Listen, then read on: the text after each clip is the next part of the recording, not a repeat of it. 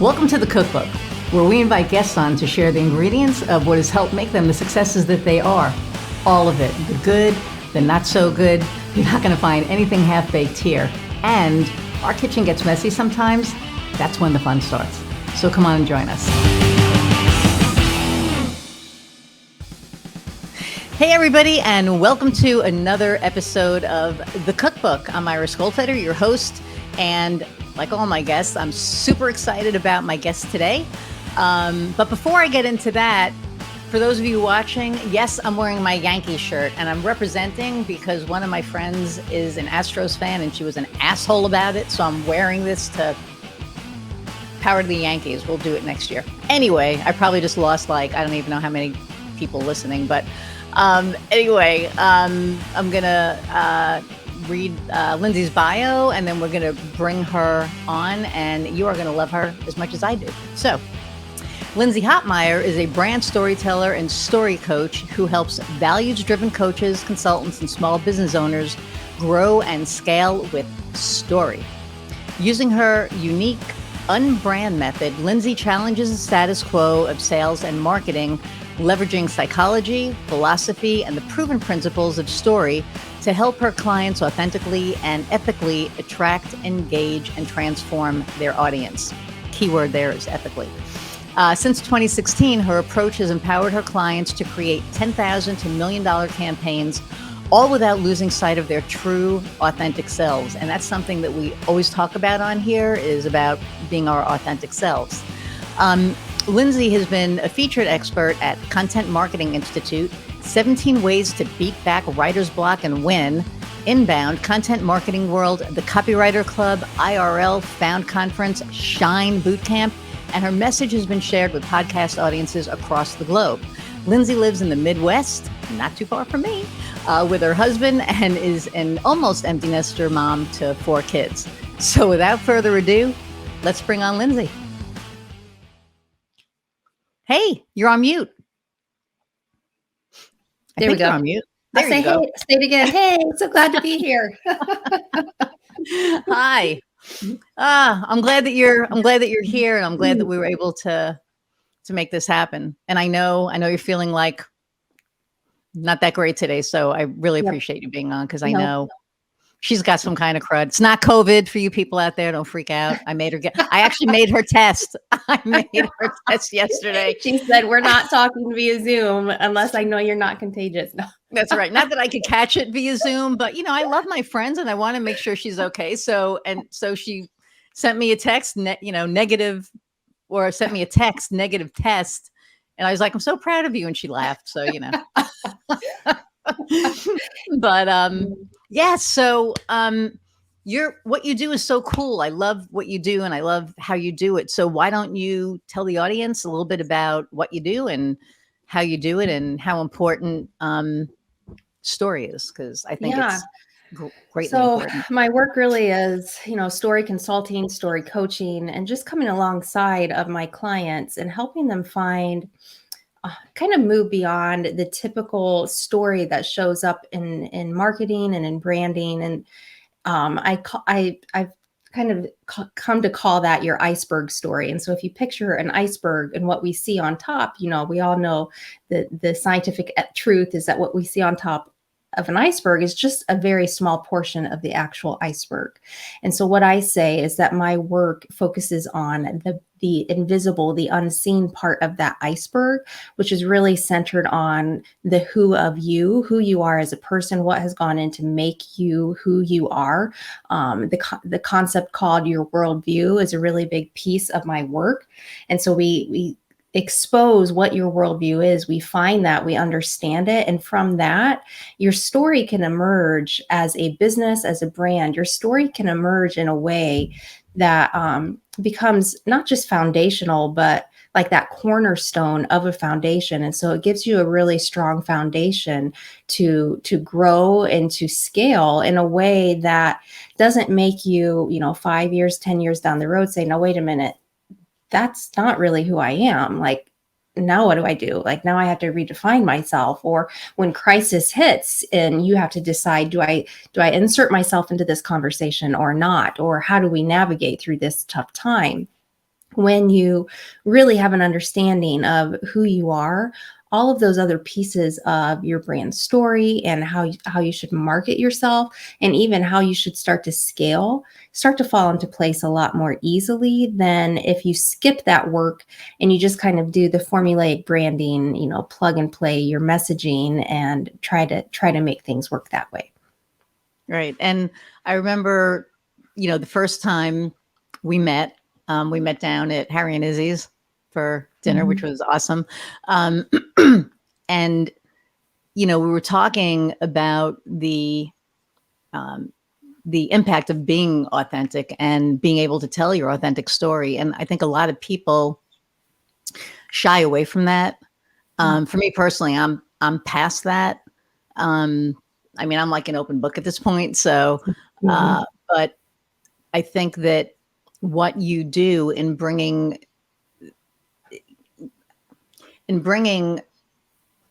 the comfort for somebody to be authentic and for you to get that authentic story out of them and then to use that to move them forward, that's a talent. I mean, that's huge. Not a lot of people would feel comfortable, uncovering what's under the tip of the iceberg, right? Because Right. there's usually a I lot think of stuff under there. there is. And a lot of that stuff, I like to say that we are writing story every second of every day.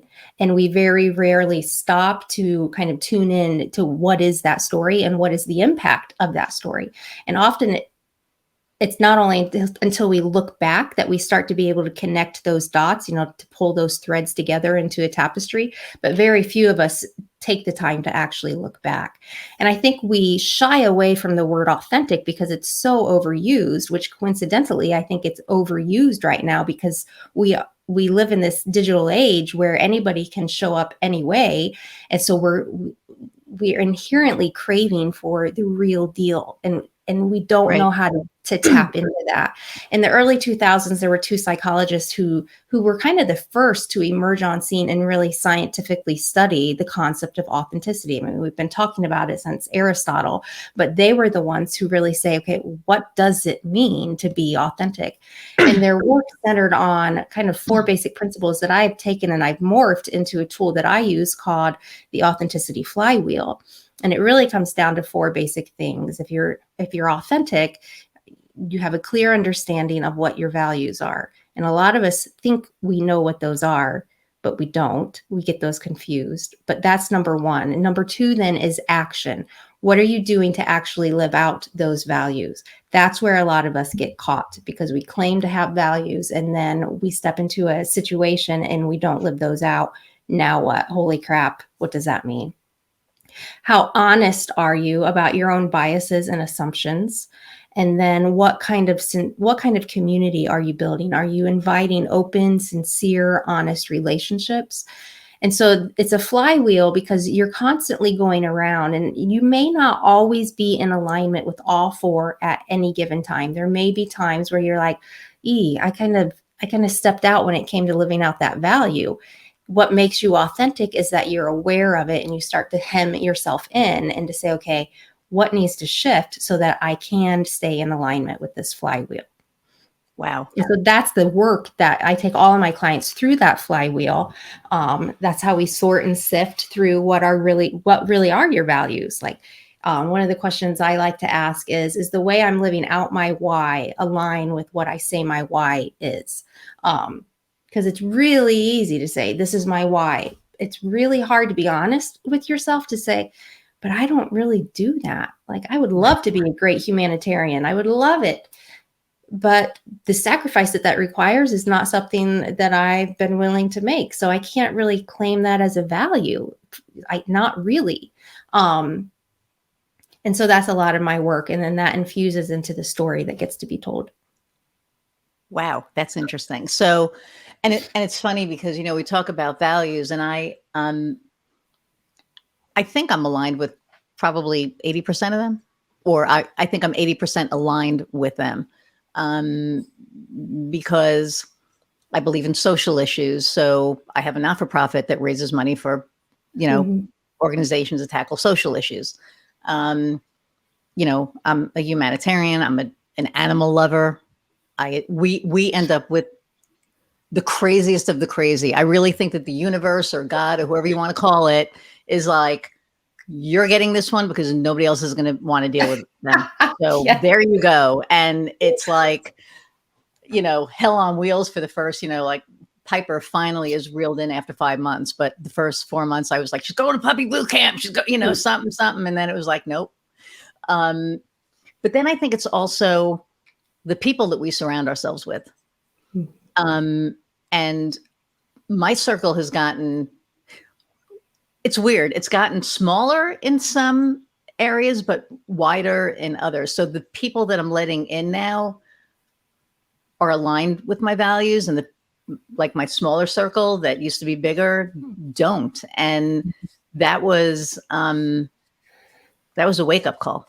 That was a big wake-up call. And, I Excuse think me. maybe that, and like, let me clarify, there's a leadership coach out there. His name is Patrick Lencioni, and he really kind of delineates this really well. He talks about permission to play values versus your core values. And what I'm talking about are your core values. And those are the things that people don't really quite get right. They don't do the deep enough work to really know, what is it that makes me move through this world? And what is it that keeps me anchored through this world? And Lencioni says permission to play values is where most people stop. And those are the values that you kind of show up unseen and say, hey, I'm a lawyer and our value is being honest. When the truth is, that's a permission to play value. Like, if you're going to play in the field, people expect you to be honest. If you're going to be a doctor, people expect you to abide by the Hippocratic Oath.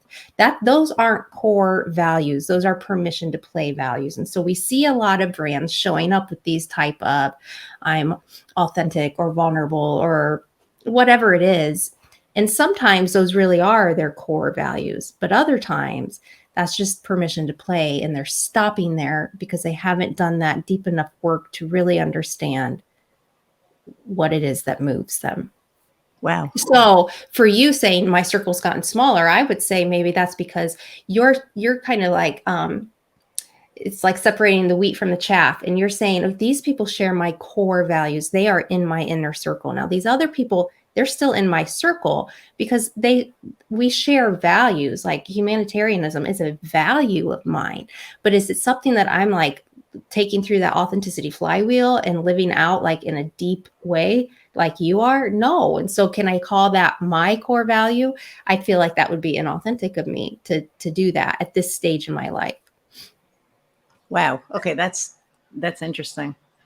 We're probably going to be working together at some point anyway. So I'll be very interested to find out what my true core values are, because I think I know what they are. I mean, I think I've lived enough and have gone through enough shit that I would hope at this point. But, it's like I tell Heather that every day we're growing, every day we're evolving, every day we're learning. And, one of the things that you said in the flywheel was biases.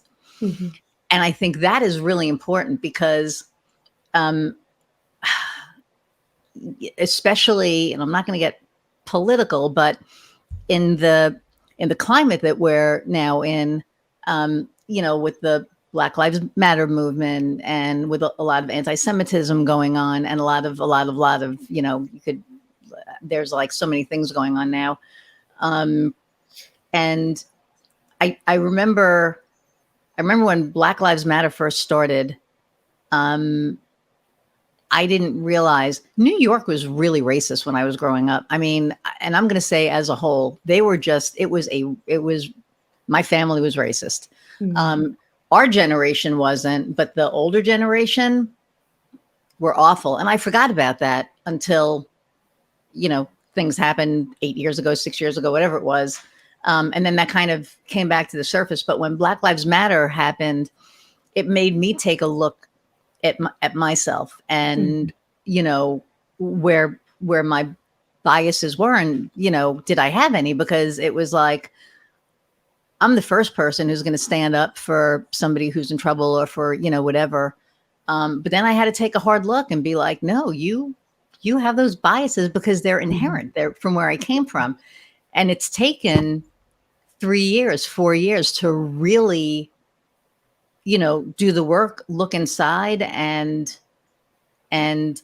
make that a non-issue or a Mhm. mostly non-issue. Mhm. Um, and it's not just with, Black people, it's with, anybody who's, different than me. Mhm. Um, and that was hard to Mhm. realize that, oh no, you have those biases. Mhm. So I love the fact that that's on that wheel, because that's a wake up call. Because Mhm. I think that a lot of us are like, nah, we're not, whatever, Right. Right. when in fact we Yeah. really are.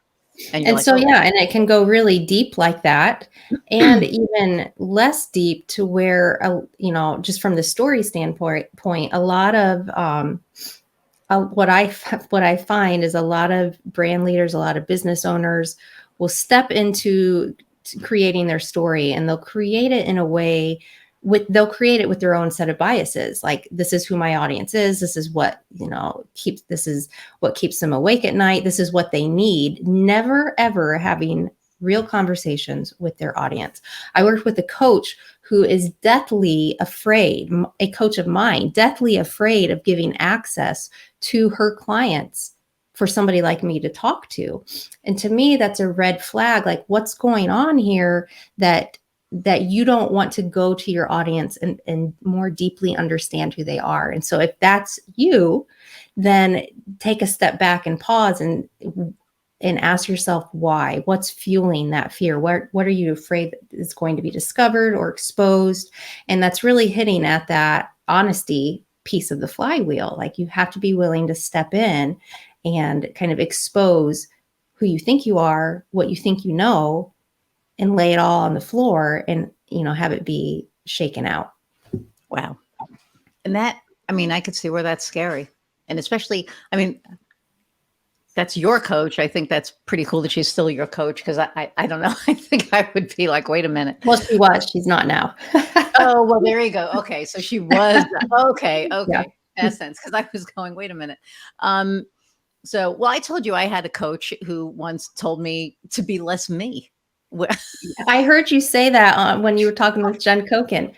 Like, Which what was on earth? Like, like, yeah, there's certain red flags that when you hear, you're like, okay, this is not alignment. no, I'm gonna but I move didn't on. realize it because, when you're a New Yorker in the Midwest and that you're, I've been told my entire life, you're intense, you're this. And I am. I'm very in your face. And I'm very okay and comfortable with that now. But there was a time when I was like, am I pushing people away? Am I whatever? And Skylar agrees. Um, and when he said, be less you, I was like, what do you mean? He goes, just be a little less, out there, but kind of reel it in a little. And I did. I think I did it for about 8 months. And when I look at the clients that I acquired during those 8 months, they didn't align with my values. They were Mhm. not people that I would be like, oh, yeah, I really want to work with you. They were just people that I kind of had to. When I got to the point that I was like, fuck you. What do you mean? Be less me. Bye. And then I Right. was able to be more me. And I know it's used a lot, but be my authentic self. At the end of the day, when you're comfortable in your own skin, it shows. And then you attract the right people. You attract the Right. people that are attracted to you, not to that persona. Right. Um, and when I started being me, they went away. Mm. And then the right people came along. And Yep.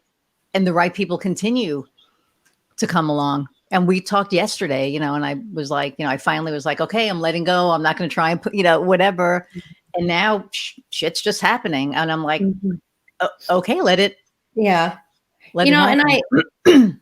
I was 38 when I got into business. When I did this, I had had 4 kids, so I had lived enough life that I would have thought by the time I stepped into this role, I would have been confident enough in who I was, what I had done, all of that. But I think it's really hard to do that. And then you do accept advice like that. Just be a little less you. Like, let's look at these people who've been successful and model you after them, because the world of business is so square. Like, it's been built around so many boxes. Like, this is what works. This is how you do things.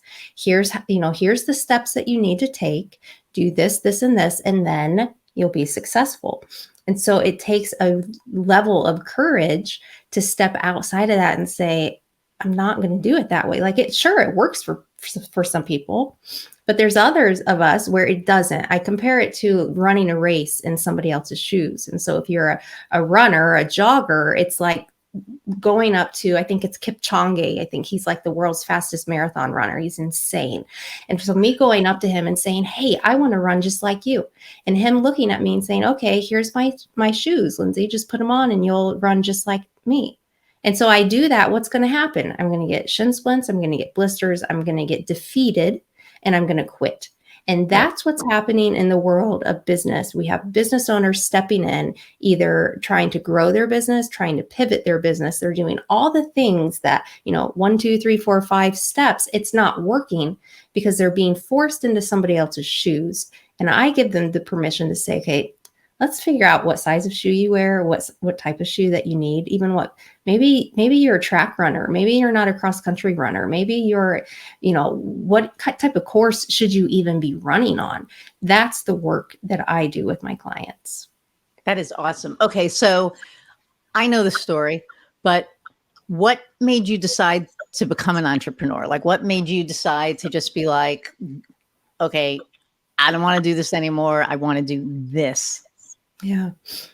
I think it's always been a part of me. I was just lamenting about this part of myself to my husband a couple of weeks ago. I'm like, what is it about me that just refuses to be told what to do? Like, why can't I just go with the flow sometimes? Like, why do I always get angry the minute somebody tries to boss me around? And I said, I can remember being 6 years old and looking at my aunt. She had told me to do something. And I said, you're not my boss. And of course she laughed, and said, but so this has like been a part of me for as long as I can remember. My parents got me that book, Little Miss Bossy, right? That's right. The Little Miss book.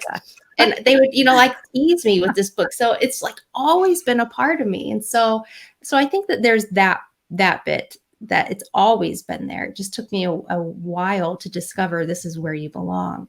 And I've always been somebody bossy. This is, I mean, I get the being your own boss thing, but what you're doing is, this is like helping people, right? Like you're right. So you're not being bossy. No, but that was the world of being a girl back then, yes. in the 70s and 80s. That's what, if you showed up with that kind of personality, it was seen as bossy. And I don't disparage my parents at all. It's not like they forever maimed me or anything. I don't feel that at all. But, and then like always been, there's pioneers and there's settlers, and in my marriage and in my relationships, everything, I'm always a pioneer. I'm always saying, let's look at what's possible and go there. And then I get to the top of the mountain and then I'm like, okay, I've achieved that. Time for a new journey type of thing. And so there's those personality traits within me. And then, like I said, when I was 38, I started my career as a high school English teacher. When I had baby number 2, I stepped out of the field and I did a lot of things in that decade's time. I founded a nonprofit. I worked in a law firm. I became a community activist. And that really sparked, that experience changed my whole world of community activism. And that really sparked the understanding of, Lindsay, if you're going to make an impact, it's going to be with your words. Like that's the only way. You can't lobby your way to change. The only way you can do it is by telling the stories of others.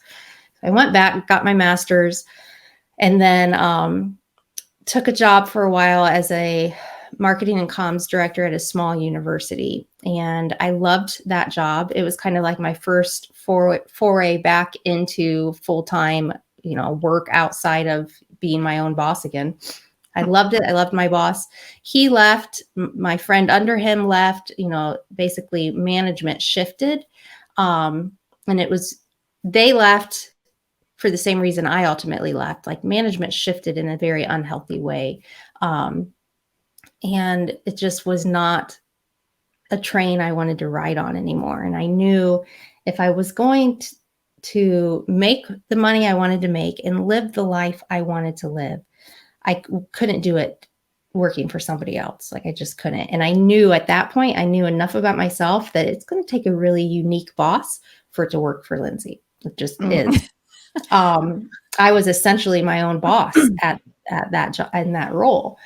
And so I decided I'm going to start freelancing again. And when I'm making as much freelancing as I am at my job, I'm going to quit. And that was 3 months, and I quit, and I've never looked back. It's been the best decision. And I say that now I am officially unemployable. Like, I could never go back. I could never go back to working for somebody else. Oh, I think everybody that I've spoken to can't either. I could never go back. Nobody would want me to work for them. Oh, Right. I wouldn't last. I just wouldn't last. I would last for a while, and then like, you want me to do what? And no. But it's interesting because, and it's not an adage, it's an actual fact that people don't leave jobs because of their job. They leave it because of their bosses. Yep. That's Absolutely. like 90% of that. That's why I left, most of my jobs, except the one I got fired at, but which ended up being a blessing in disguise, because then I started gas stove. Yeah. But I took all those frustrations, now that I'm talking about this, all those frustrations of that job, and wove them into what I do, because I wasn't being seen. Like, I was kind of relegated off to the side. They didn't ask about anything that had been done. There was no seeking to understand, like, why have we done XYZ? It was just let's start over, as it was higher ed, and so it was a scramble to try to build enrollment. And instead of seeking that historical knowledge, it was just we know better. This is what we're going to do, which they didn't. And that boss did not last. She left, like we all knew would happen. But that just like personally reinforced again for me, I think, that age-old desire within me to make sure that people are seen and that they're heard. And so I don't just do that for my clients, but I help my clients do that with their clients as well. Because if you want something that's true, if you want to tell a narrative that's true and build a brand and a business that's true, you can't do it on your own muster. You can't. None of us are smart enough to just get it all right without seeking to understand the climate around us. Right. And and I think that, I do that with my clients as well. I'm very transparent, and I want them to be, they need to be comfortable, right? I mean, there are so many marketing agencies out there, and one of the companies that,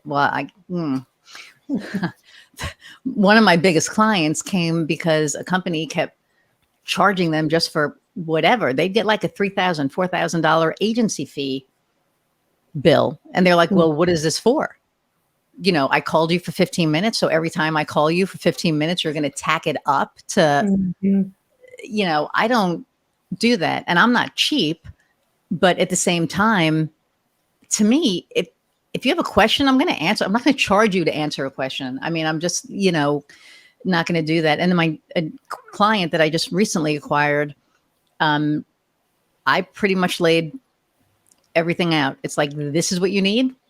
You're here, you want to be here. These are the steps you need to take. So if you want to take the steps, awesome. If you don't want to take the steps, that's up to you. But, however you want to go, we'll do it, because it's not my job to convince somebody to work with me. Right. And there are a lot of salespeople out there that'll be like, yeah, it is. You're supposed to make them, want to work with you. No, I will lead the horse to water, but I can't make him drink. I can't beat him over the head. If it's not a good match, it's not a good match. Right. Yeah. And what you do with story, I think is, I think the fact that you figured that out is phenomenal, because there are so many people out there that they don't have enough insight into themselves to where they know that that's how they're going to do that next step or start that next career. And I mean, I remember when, we first talked, you were talking about another woman who's older than me. Thank you. But, and how, she was telling, her story. I mean, I told you, my story, and you're like, that needs to get out there. And I think that for me, yeah, 100%. And it's going to, because you're going to be telling it. But I think that there are so many business owners out there that are afraid that either their story isn't interesting enough, right? Because maybe they think Mhm. they're not interesting enough, Mhm. um, or or they don't want people knowing their stuff. Um, and excuse me, for me, the more people know, the more people respect me because they know all the shit that I came from and Mhm. where I ended up, right? Right. Um, and for the people that don't think their story is interesting enough, I don't think they've delved deep enough. And so for you to be able to bring that out of certain people, I think that's, again, that's a gift. That's just Yeah. something that, so It people need is. you out there. It's just humbling. Like every time I do this, it's so humbling. Like I just want to cry after every time I deliver one of these projects to a client. And story. It's not marketing is just like the known umbrella that story fits under. But I always say Yeah. story has two jobs. It exists to build culture or to preserve culture. That's why we're telling stories. And so, when it comes to like you talking about the depth of story that you have, what you share all comes down to what type of culture am I trying to build around me, whether it's within my team or within my audience, and what type of culture am I trying to preserve around me, whether it's in my team or my audience. And so that's the focus and the purpose of story.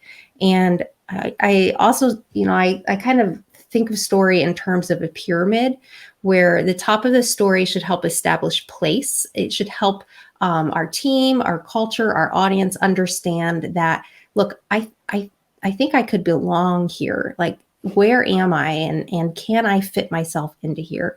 The center of that triangle would be community. Like, if I take that step to try to belong here, who am I going to find in this place with me? The characters of the story, that should be revealed within your story. Like, who do these people, what do you believe? What has your journey been? All of those details go into building that community. And then the last piece, that foundational piece, is identity. Like, it's not just a this is who we are story. This is who you will become when you choose to join me, when you choose to trust me, when you trust me with your money or your time or whatever it is that you're asking. It's that identity piece that they now know this is where I want to belong. They know this is who I'm going to meet in my journey with you as a business. And they understand this is who I am. This is who I'm going to become. That's the job of story. That's how story builds culture and preserves culture. Wow.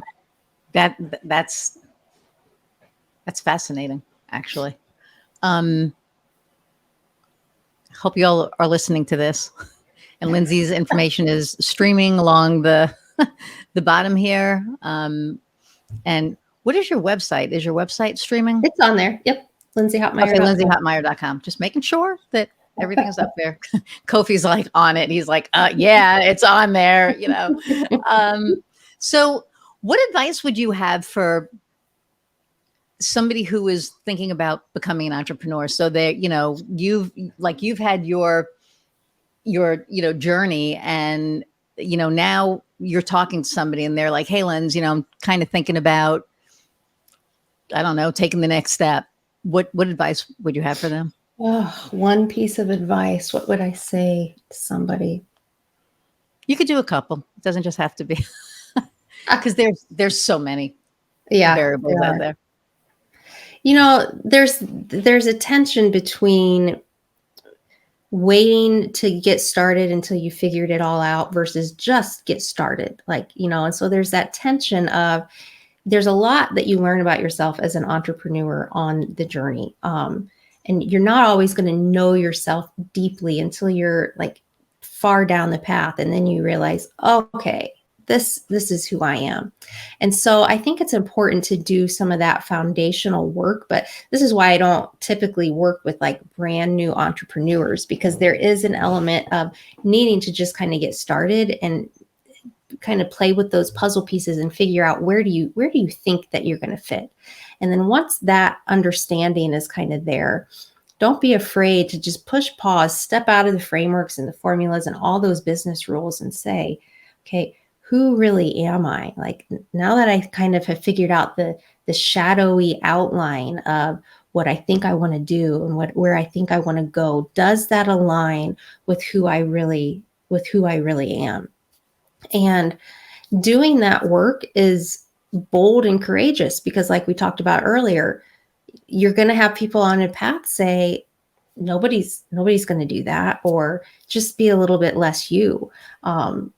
I had somebody tell me that basically story is overrated. It's because it's talked about so much. And story is as old as human civilization. Like, it's never going to go away. We can talk about it ad nauseum. It will never go away, because story is that one piece of our human DNA that connects us to everybody else. That's the tool we've been given to do that. Like, it just gives me goosebumps when I talk about it, because it is such a powerful piece of the puzzle. And so don't be afraid to step out of the business game long enough to really, really understand who am I? What are the pieces of my story that have brought me this far? Why do they matter? Why do I need to share them? Why do other people even need to know about this stuff? Because that will then give you a solid footing to keep growing and keep scaling. That would be the biggest piece. And I think don't go it alone. That's the one thing I wish, that I would have found a mentor or found a group of mentors, solid group right away. Like, if I had done that, I would have skipped a lot of some of the messy, icky stuff that you experience as an entrepreneur. Don't go it alone. Lean on the shoulders of the giants who have gone before you. Like, that's an adage that exists and is true for a reason. That's so critical. Like, I guess that piece would be the piece above any other piece, is before you get started, find somebody whose hand you can hold and who's going to help you navigate those rough waters. That's awesome, because when I first started, I started out of necessity. I didn't have that. And it was rough. It was, in the beginning it was okay, but then, it got rough. And it took a long time for rough to become smooth. And even having,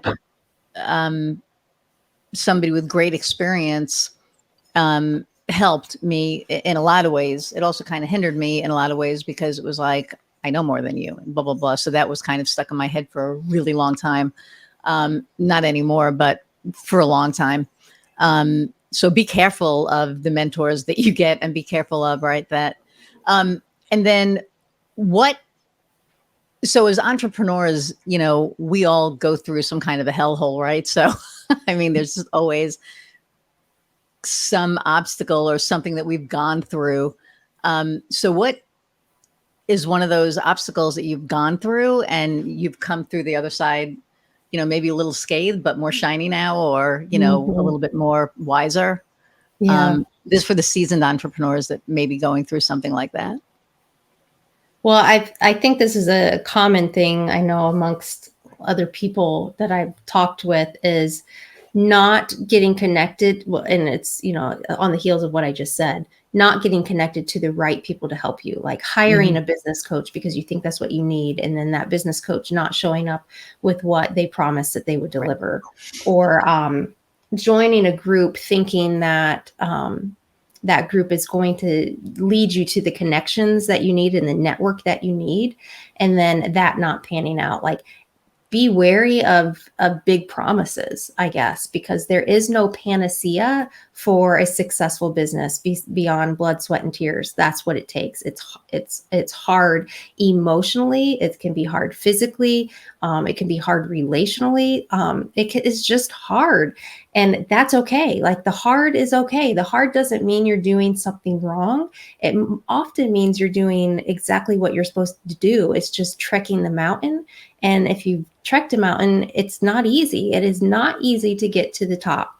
And so I think those are obstacles, because the the message out there is so formulaic. Do X, Y, and Z, and you'll have 6 figures. Do A, B, and C, and you'll have 7 figures. Right. So when you do all of that stuff and you're still stuck, well, the only person to blame is yourself, right? You must be flawed. You're the problem. You weren't made to be an entrepreneur. When the truth is, the business journey is hard. It's slow. Sure, some people have overnight success, but the reality is most of us have struggled our way to success. Like, it's taken time.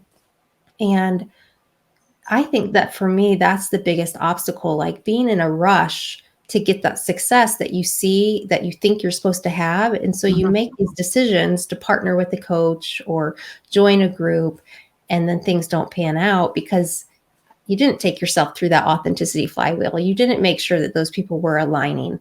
It is an identity shift, I think, especially for people who have lived 1 or 2 previous careers, maybe 3, 4, 5, and then they're getting into entrepreneurship. It is an identity shift. No matter how old or how young you are, you're going through this shaking of, okay, who really are you? And so if you don't have that rock solid foundation of this is who I think I want to be, but wait a minute, it doesn't align with this, then there's no way to test what's happening to you. Interesting. Because I know that there are a lot of groups available right now, right? In our circle alone, there's like, I don't even know how many. And I joined a couple, and, you know, I've stuck with probably 1 or 2, because the rest just didn't click. It just, like, either the people didn't click, or the program didn't click, or something just didn't click and feel right. I mean, nothing ever felt icky. I won't use the ick factor, you know, but it just didn't feel right. So maybe it didn't align with, you know, like maybe subconsciously, because I'm sure I don't know all of my core values, but subconsciously something just didn't click. And it was like, I'm going to back away, you know, like back slow. Yeah. You know, yeah. So there's a tool I like to use, and I heard about it in a podcast. It was called Start Right Here, and it was Alan Rutledge. They don't do the podcast anymore. Can't remember the other psychologist, but it was 2 psychologists, and they introduced this tool. They called it the should monster. And the idea is you make a table, and on the right side you write I should, and or the left side you write I should, the right side you write I want. And I put myself through this in 2020 when, you know, the bottom fell out for all of us. You know, this was supposed to be a big year of growth for me. I was supposed to be on all these different stages, and that was my thing. That's what was going to happen. It fell out, and it was like, okay, so everything I've been working for the year prior now has paused. Like, we were all in this similar state. Was working with a coach that wasn't really in alignment. She was encouraging me to go a different route. And I did this, I should versus I want. And that's such a good tool to keep you grounded in, am I chasing this because it's what's best for me and because that's what I want? Or am I chasing it because somebody tells me 7 figures is the thing that makes me a successful entrepreneur? I don't want to make 7 figures. I know that's what we talked about at dinner, was that you and I are in that spot that would it be nice if it happened? I mean, I'm not going to, you know, right. I want to say no to it. I'm not going to say no, but that's not what our goal is. Our goal is just to be able to have enough, be happy, comfortable, be able to go to Ireland whenever we want, right? You know, do whatever you want. And that was one of the first things that drew me to you when we talked, because I was like, oh, there's somebody out there who freaking gets it, because, you know, we're in this group with these freaking powerhouses, right? And, you know, and we're not being judged by any means, but it's like there is this level, and then there's, you know, where you want to be and where I want to be and whatever. And I'm completely okay with that. Yep. And there are a lot of people out there that I think either it's really what they want and they want to hit that 7-figure and that's what they want to do. And so they're going to do whatever they need to do. Or maybe they feel that they have to. Right. And, Right. and to feel that's a lot of pressure. $1 million is a lot of pressure. Hmm. You have, is that that's seven figures? No, it's 8. Yeah, Hmm. that's 7 figures.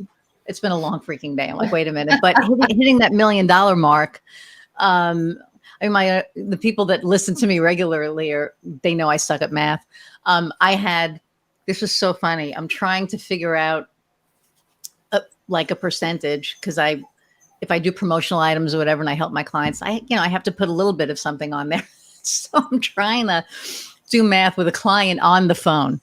15 minutes trying to figure out, 20%. I'm like, what the hell is wrong with me? Like, why can't I do this? And I always just text my kids and my husband. I'm like, okay, if I have X amount and I like, is this correct? right. And Heather will be like, just do this times 1 point, whatever number it is you want. Cause she's a freaking engineer, and I'm like, okay, fine, whatever. So, and I remember that now, but when I sit down to do it, I could never remember it. But anyway, so, but there are a lot of people out there that, want that $1 million mark. They want that $10 million, 20 million, 30, whatever. I can't even see that number. For me, 250, 300, 400. I'm fine with that. I mean, I don't, Heather's probably listening to this going, what the hell, but I really, it was posed to me, do I want to be a legacy business or a lifestyle business? Mm. And when it was first posed to me, I thought I wanted a legacy business so that I could build it, do whatever, sell it for 8, 9 million, whatever. Heather, because I'll probably die before her because she's younger than I am. That's the plan anyway. But not that I'm planning it. For people listening that don't take that, because I know shit can be taken literal. I am not planning it. But that was the original plan was, this way she doesn't have to worry. She doesn't have to work. But to me, if that's going to happen, I want it to happen organically. I'm not going to try and force that. Do I think it's possible? Absolutely. But is that my end game? No, my end game is a lifestyle business so that, we're comfortable so that Right. I can, when I die, she does have something, but it doesn't have to be 10, 20 million. She wouldn't know what the hell to do with 10, $20 million. We look at the lottery, it's like 625 million. And we're like, yeah, we're going to put money towards it. So we freaking throw, $20, $30 and we fucking lose every single time. Right. And it's like, so we just gave the state over a 17-year period, probably, $20,000. And what do we have to show for it? Maybe a $4 ticket, Yep. So Yeah. And am I going to stop playing it? No, No. but because it's fun, it's enjoyable. could Yeah. you And so, maybe. when I'm stuck in that in that place of should, and I know this now because of doing that, like when I start to feel depressed, anxious, like I don't belong, like I'm not being seen, all of those things that are like my common plague feelings, it's like, okay, wait a minute. Are you living in the should or in the want? And almost always I'm feeling those ways because I'm living in the should. I'm chasing somebody else's dream. And so as an entrepreneur, you need to make sure you need to have a clear understanding, I think. What is your goal? What are you chasing? What's your end goal? And that might evolve. Like you might say, it's possible in 5 years, I'll say, you know what? I do want to build a team and I do want to grow my revenue, to $1 million. That's possible. Okay. Right. Fine. But Doesn't that's mean not that where it's I'm today at. though, right? That's not where I'm at right now. So My heater just like kind of kicked on. It was like your Gobi coat. I'm like melting. And that's how I kind of feel. If it's going to happen like that, right now, that's not where I am. I could be there next year. Mhm.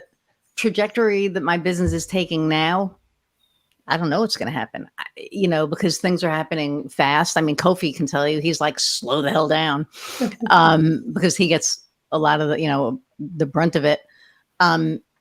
But, I'm kind of looking at it now as, I would like to retire in 8 years, because in 8 years I'm going to be, well, you know how old I'll be. I'm not going to say it on the air. Oh, I don't give a shit. I'm going to, I'm 62. I'm going to be 70 in 8 years, which is insane. Like, I say that number and I just can't even wrap my brain around that. But fact of the matter is, that's what it is. So, do I want to work after 70? Yeah, I'll probably do consulting work, but I don't want this, because this is a lot. It does get stressful. And right now it's fun and it's my passion. And I love it. I love what I do. I love everything that goes along with it. The stress, the insanity, the oh shit moments where I didn't do that. And then, it's like 1:00 in the morning and I wake up and I do it. That doesn't happen often, but once in a while, you have that. But I actually enjoy it because it's like, it's part of me, I guess. I don't know. But, in 8 years, is that what I'm going to want? My heart will be probably a little bit less able to take those 1:00 in the morning, oh shit moments. Right. So right. I probably want less of those. But yeah. So, okay. So what you do is so different, but I know there are people out there that probably do something similar to you. So what is your differentiator? Oh, geez. Put me totally on the spot. Well, yeah, I told you I was going to. You took your cold medicine. You forgot. So. Yeah, I totally. I think for me, it all comes down to this idea. I go back to that iceberg story finding your iceberg story and looking underneath and really focusing on that idea of your worldview. And I'm able to step into a space and hold that space for my clients so that they can do that work. I'm not finding the story for them. I'm helping them find it. And then I'm just scooping it up and handing it to them. That's essentially what I'm doing. I'm not creating something out of thin air. I'm not just like getting uber creative and saying, oh, this is what you need to do. If you're going to plunge beneath the iceberg, you've got to be resilient enough to go deep and to really find those pieces that exist there, the subtext of our humanity that is what makes us human. And we never speak it because it's just inherent. But that's the piece that needs to be spoken in a story so that we can connect to other people. And so that's my differentiator, is that I believe so firmly in this idea of you have to understand what your worldview is. You have to really know it. You have to understand, you have to own it. You have to know how to talk about it and live it out in a way that is truly authentic and aligned. Everything I do revolves around that. So I think that alone, that you can get the person to dive that deep is huge, because I don't know if I said this earlier, but a lot of people don't want to. They don't want to know what's under there. There is this iceberg and there is a bunch of crap under the surface, as the Titanic found out, right? And really, people don't want to look at that. I know me personally, it took years for me to be like, what the, what's there? And sometimes you see some ugly stuff that you have to kind of look at and fix and clean up. There's trauma, right? I mean, there's always some kind of, when you're digging that deep, there's some kind of trauma. And the fact that you can get people to actually get down there and dig that out, I think that's and it's not always it's listening closely enough that you have to know how deep you can push. Like, I've had clients with deep trauma that it's clear that's off limits. I'm not going there. That's fine. Let's move on. But I guess I say that I find the story that isn't spoken. That's what I do. I'm able to find the story that isn't spoken. I worked with a client who had a marketing partner. And so she brought me in, and I brought pieces out about this man who was 65 years old, has owned a business for decades. She's worked with them for years. And she said, I didn't even know those things about him. I don't know how you got him to tell you those things. And to me, it's just second nature. Like, I'm like, what do you mean you don't know how? Like, I just listened. I just asked the questions and then created the space to for listening to happen. So that's what I do. I find the story that isn't spoken, because that's the powerful piece. Like, that's the piece that when you step into a room and you feel immediately connected with another human being, that's because there's an unspoken story going on between the two of you. We don't have that capability to do that with our audience. Like, we can't just step into a room and have those magical connections, but we can do that through the written word. And that's what I do. That is awesome. Okay. So for everybody listening out there, seriously, if you're looking for,